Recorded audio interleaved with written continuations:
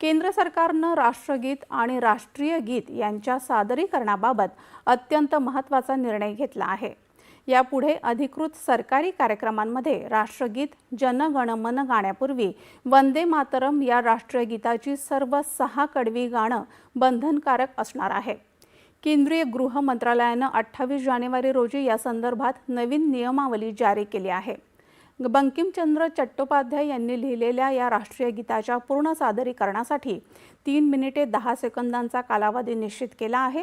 राष्ट्रपतींचं आगमन, ध्वजारोहण आणि राज्यपालांचं भाषण यांसारख्या अधिकृत कार्यक्रमांमध्ये ही नवी नियमावली लागू असेल।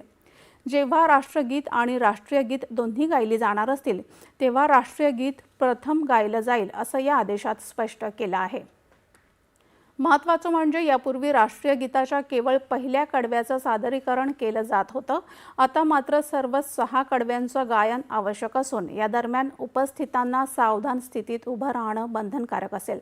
या निर्णयामुळे राष्ट्रीय अस्मितेच्या प्रतीकांचा सन्मान आणि शिष्टाचार अधिक स्पष्ट झाला असून तो तातडीनं अंमलात आणण्याचे निर्देश गृह मंत्रालयाने दिले आहेत।